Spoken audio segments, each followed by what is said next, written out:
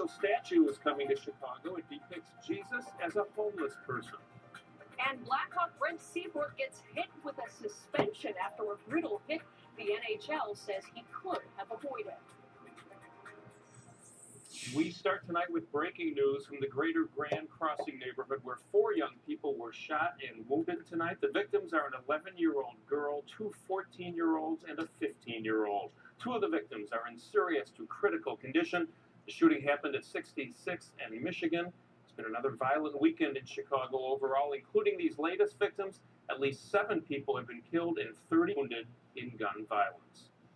Meanwhile, tonight, friends and neighbors are still reeling after 2 officers were killed in an apparent murder-suicide. It happened early this morning on the southwest side. I had a chance to speak with neighbors tonight. The holiday weekend brought tragedy to this Garfield Ridge neighborhood. Chicago police say gunshots rang out around 5 this morning inside this home at 53rd and South Austin Avenue. Cook County Correctional Officer Javier Acevedo shot and killed his wife, 14th District Chicago Police Officer Veronica Rizzo Acevedo. He then turned the gun on himself. Officers saluted outside the family's home as Veronica Rizzo Acevedo's body was taken away. Neighbors say the couple kept to themselves. I never suspect there was anything going on. It was surprising, really. It was a really quiet family. Chicago Police Superintendent Gary McCarthy released a statement about his fallen officer. Officer Veronica Rizzo Acevedo's death earlier today in a domestic murder-suicide is an awful tragedy for her family, her friends, her colleagues in the Chicago Police Department, and the people of this city whom she served admirably for nearly 2 decades. What cops stand outside and salute somebody that just got their brains blown out? Use your fucking head. And what about the dude that did it? They don't say nothing about him? They're saluting. What kind of silly crap is this? The Chicago Sun-Times spoke with the couple's pastor, who says he counseled them as they struggled with the violence they faced at work. Oh yeah, it looks like they're all broke up. I've seen miniature golf tournaments where people were had more emotion than these fucks.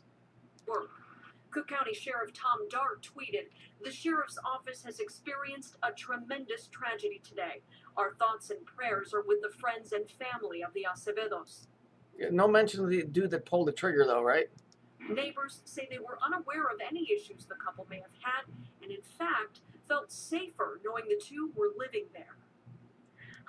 But no mention of the dude that pulled the trigger. Only about the wife. No mention about the dude that pulled the trigger. Remember, it was a murder-suicide. It wasn't a suicide. Can't happen that way.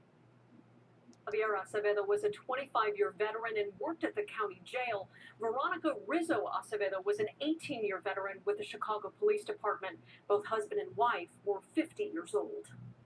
People lined up today at Holy Name Cathedral for Easter Sunday. Many came to celebrate what could be the last Easter Mass for Cardinal Francis George. I fucking hope it's the last Easter Mass for the Catholic religion. He's participated in all of the worship services leading up to Easter. George announced that his cancer had returned last month. During the Mass, he took a moment to thank everyone for their well wishes. Ugh. Boo fucking who.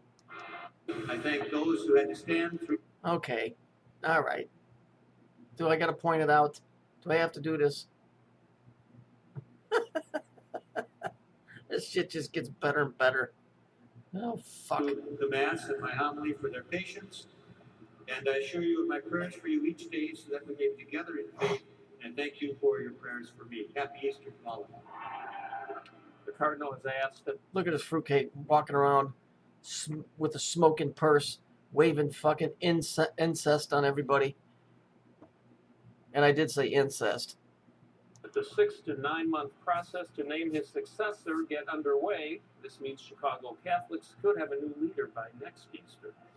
A controversial statue of Jesus is as a homeless person is coming right here to Chicago.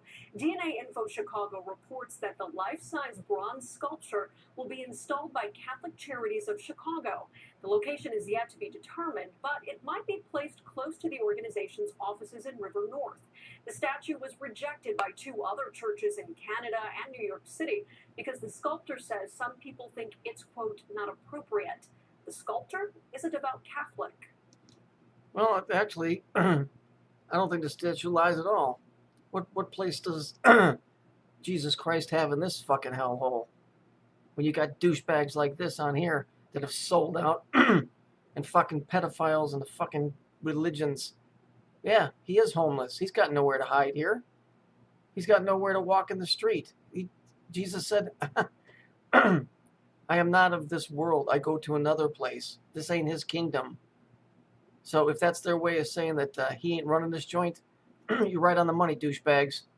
Of course, another statue we're worried about, the Stanley Cup. And Brent That's much more important, the Stanley Cup. That's much more important. Seabrook out for 3 games, Luke. I'll tell you what, it's been a bad weekend for the Blackhawks and the Bulls. Let's talk about the Hawks first. Brent Seabrook's hit turned the momentum in Game 2, and while Blues captain David Backes... Black and blue. The other 2 Saturn colors. Give me a break. Fuck the fuck off.